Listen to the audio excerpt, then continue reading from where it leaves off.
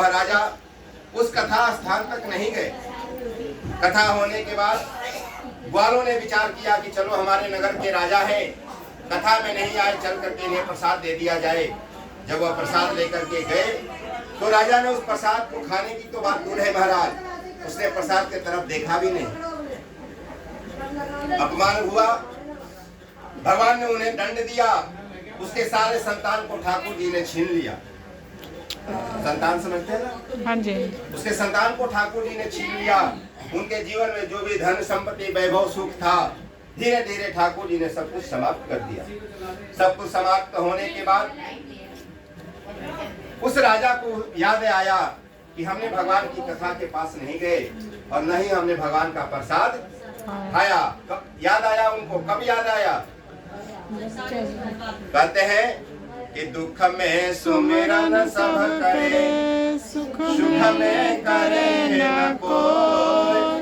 अजो सुख में सुमिरन करे तो दुख काहे को होए।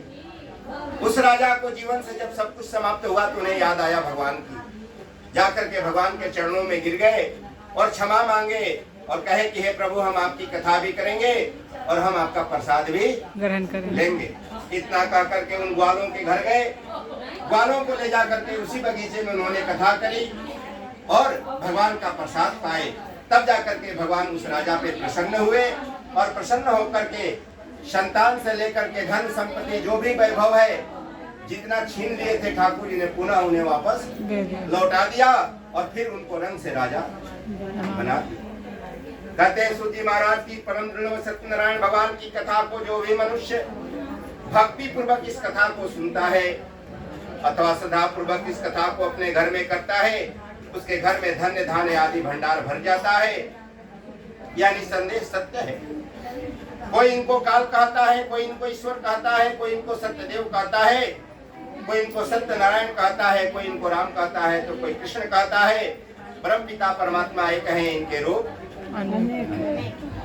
सूत जी महाराज कह रहे हैं कि विष्णु भगवान ने ही कलयुग में सत्यनारायण भगवान का रूप धारण किए हैं और अपने भक्तों के सभी पाप को नष्ट कर रहे हैं। हे मुनीश्वरों, जिन लोगों ने सत्यनारायण भगवान की व्रत कथा किया, उनके अगले जन्म की कथा सुनाता हूँ। महान बुद्धिमान सतानंद ब्राह्मण नाम के सुदामा जी हुए और उन्होंने कृष्ण भगवान की अपार भक्ति किए और वह मोक्ष को प्राप्त हो गए। जो लकड़हारा है वह भील गुहराज बना और त्रेता युग में श्री रामचंद्र भगवान की अपार भक्ति किया, जिसके कारण मोक्ष को प्राप्त हुआ। जिस उल्कामुख नाम के राजा की कथा सुनाए वह हमारे राजा दशरथ जी हुए, जिन्होंने रंगनाथ भगवान की पूजा करके अंत में वैकुंठ को प्राप्त हो गए। इसी प्रकार साधु नाम का जो बनिया है वह सत्यव्रत राजा मोरध्वज बना। वह अपने पुत्र की आधे शरीर को आधे से चीर करके विष्णु भगवान को दान देने के कारण वह भी मोक्ष को प्राप्त हो गया। जिस तुंगध्वज राजा की कथा सुनाए वह हमारे मनु महाराज हुए। महाराज क्या हुए? मनु महाराज। और मनु महाराज ही जो है सबको लेकर के वैकुंठ लोक को प्राप्त हुए। जो गोपगण थे, जन्म जन्मांतर में ब्रजमंडल में निवास करने वाले गोप हुए और सभी राक्षसों को संहार करके उन्होंने भी भगवान का सातवां धाम गोलोक प्राप्त हुआ।